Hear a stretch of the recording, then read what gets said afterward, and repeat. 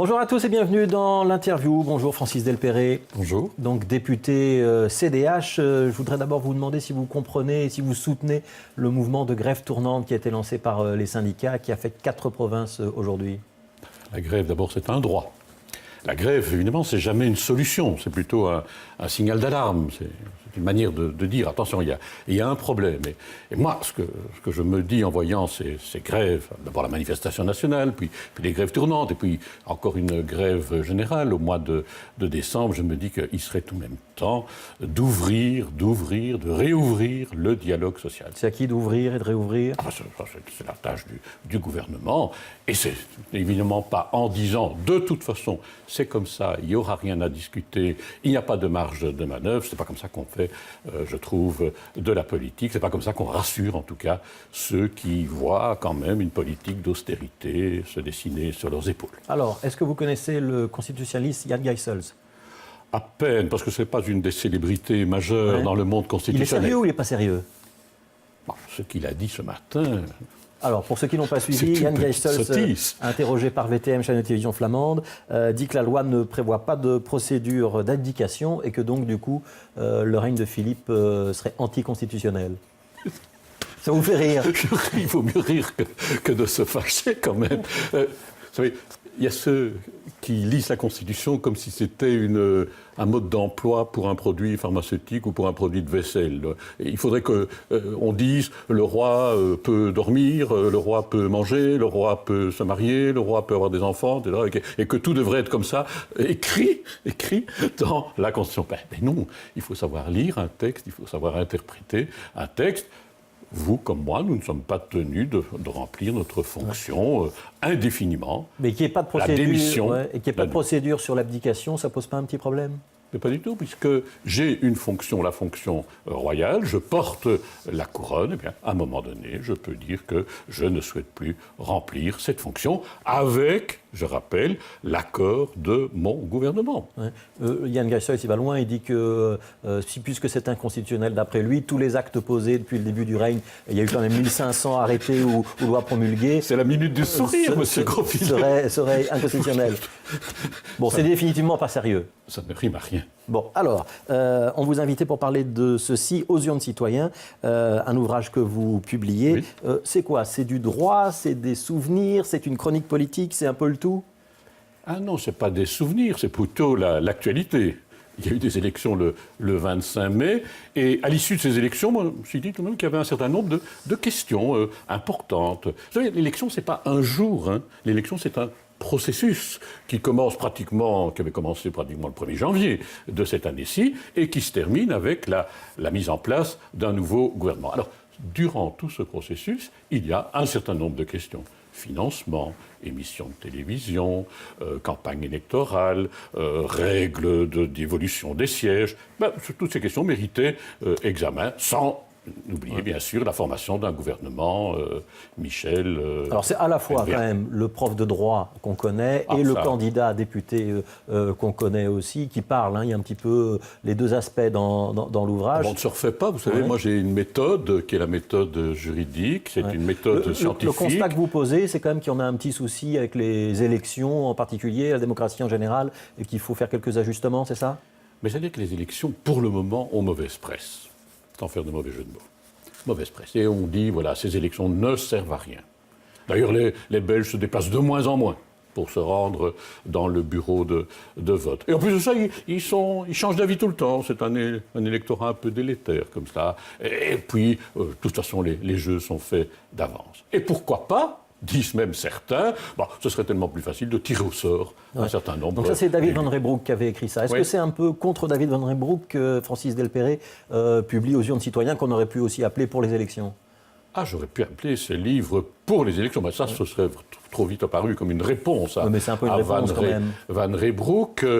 Manifestement, dans mon livre, il y a une critique assez vive de Van Reybrouck et de ses propositions, mais je voulais tout de même donner à cela un éclairage un peu plus large, parce que, de nouveau, Van Reybrouck a un peu tendance à avoir des problèmes de façon beaucoup trop limitée. Prenez par exemple les Belges qui ne se rendent plus aux urnes, 10%. On mélange tout, hein. On mélange les absents, on mélange les abstentionnistes, on mélange les votes blancs et nuls, etc. On ne va même pas voir un peu plus près. Pourquoi? Ça manquait de rigueur, d'après vous. Manque de rigueur, manque de méthode. Est-ce que ce livre, c'est un petit peu les 10 commandements de Francis Delperré? Ah oui, d'ailleurs, chaque chapitre se termine par un commandement. L'élection, tu adoreras, mais pas exclusivement. Ouais. Alors, il y a quelques propositions. Vous proposez, par exemple, de supprimer la liste des suppléants, de supprimer l'effet dévolutif de la case de tête. C'est pas dangereux, ça? Ça ne veut pas dire que ça va être la prime aux candidats les plus connus et qu'on va aller chercher encore plus de footballeurs et d'animateurs télé? Oui, mais l'inconvénient de la case de tête telle qu'elle existe aujourd'hui, c'est que le choix de l'électeur est véritablement discipliné, si pas ligoté, puisque, vous savez, vous connaissez les fontaines de Rimini, hein, l'eau qui coule, mais elle coule toujours. La palisse l'aurait dit, de haut en bas, et par conséquent, c'est vraiment l'ordre de présentation de la liste. Mais c'est ce qui permet aussi à un parti assez de promouvoir un jeune candidat qui n'est pas nécessairement connu, et s'il est placé assez haut, il peut être assez bien à avoir des chances d'élu. Mais il faudrait donc qu'il y ait... Chez les Français, il n'y a pas de vote personnalisé. Ça ne marche pas plus mal. Mais M. Groffinet, les Français ne pratiquent pas la proportionnelle. Les Français ne pratiquent pas le vote de liste. Les Français font du vote uninominal. À ce moment-là, il n'y a pas de vote de préférence à exprimer. C'est par définition un vote de préférence. Et je vous rappelle que lorsque les Français font des votes de liste, c'est-à-dire aux élections européennes, la liste est bloquée. Et je n'ai pas la possibilité d'exprimer un vote préférentiel. C'est un mauvais système? Ça ne correspond pas à la culture belge?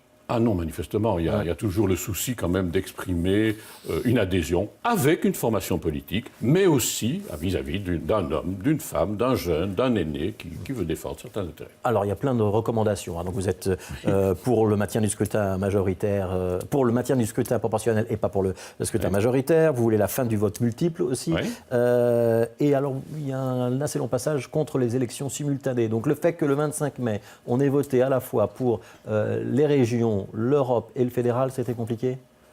C'était compliqué, ça a un peu perturbé le discours. Ça perturbait tout à fait le discours. Bon, je suis de ceux, on n'était pas seul, qui disaient avant le 25 mai, au fond c'est une bonne idée. On va regrouper les scrutins, l'électeur se déplacera une fois, il ne va pas devoir pendant une même année venir 3 fois. Ça peut entraîner une lassitude et aussi peut-être un abstentionnisme. Mais qu'est-ce qu'on a constaté? Moi, j'ai entendu vos collègues, presse écrite, radio, télévision, dire on va faire 10 émissions sur le fédéral, 5 sur le régional, une demi sur l'Europe.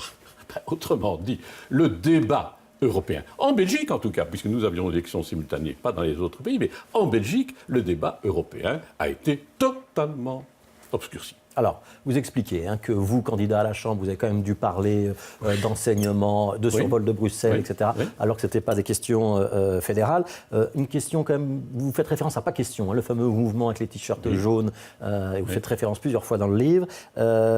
Ce mouvement qui a publié des affiches, qui avait un site internet, qui a pesé sur la campagne, vous dites, je paraphrase un petit peu, il aurait peut-être fallu contrôler, pas question, s'interroger sur ces comptes de campagne, parce que ça a pesé sur la campagne. Je traduis un petit peu grossièrement, mais c'est ça l'idée? Non, je ne dis pas qu'il faut contrôler, pas question, je ne dis pas vous interrogez. qu'il y a des contrôles d'ailleurs sur les associations sans but lucratif, etc.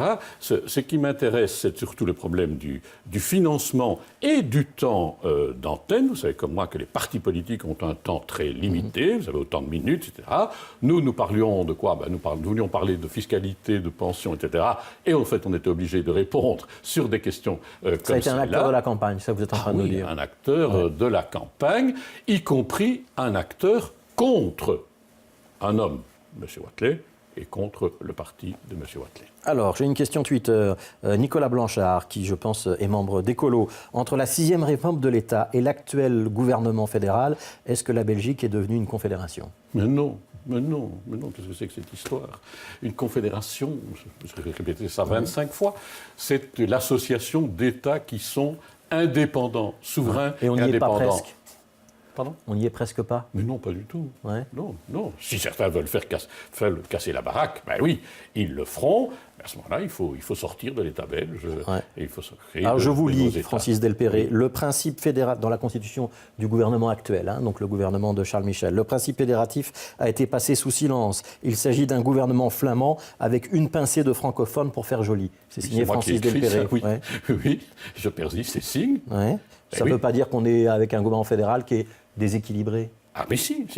Bancal, comme je l'ai dit à certains de vos collègues, un gouvernement qui n'est pas paritaire au sens constitutionnel de l'expression. Je ne peux pas me contenter d'avoir 7 ministres francophones et 7 ministres flamands. Il faut tout de même que mes flamands représentent quelque chose. Et ils représentent quelque chose puisqu'ils représentent 80% de l'électorat flamand. Et puis il faut que les francophones représentent aussi quelque chose et pas seulement 20%. C'est un livre où vous réglez votre compte avec, vos comptes avec le mouvement réformateur, les obtus et les amnésiques, ceux qui oublient leur promesse de ne pas gouverner avec la NVA, et la politique de gribouille, on se jette à l'eau pour éviter d'être mouillé par la pluie. Je ne règle pas des comptes, moi. Je donne mon point de vue et je le dis de façon peut-être un peu vive. Je ne comprends pas pourquoi un parti politique comme le MR s'est mis d'emblée dans une situation où il se trouvait en situation inconstitutionnelle. Alors, il y a au moins un parlementaire Open VLD qui s'est prononcé ce week-end pour la suppression du vote obligatoire. Il veut que le vote ne soit plus obligatoire. C'est une bonne ou une mauvaise idée ? Non, très mauvaise idée. Très mauvaise idée. Nous avons instauré le vote obligatoire en même temps que nous installions la représentation proportionnelle. Je suis en 1893 là. Et donc aussi le suffrage universel. Si, les statistiques sont assez claires, n'est-ce pas ? Si le vote devait être facultatif, ça signifie qu'il y aurait peut-être 40% de la population qui se rendrait aux urnes, ce qui signifierait concrètement que 20% d'entre eux décideraient de la politique de demain pour les 80 autres pourcents. Appelez ça de la démocratie, moi pas. Alors, ça s'appelle Aux urnes citoyens de Francis Delperret. C'est aux éditions de l'Éclène. Merci Francis Delperret d'avoir été l'invité de l'interview. 18h25 ce soir, ce sera les sports avec Arnaud de Spiegelhart. Tout de suite, c'est la météo avec Younes Mernissi.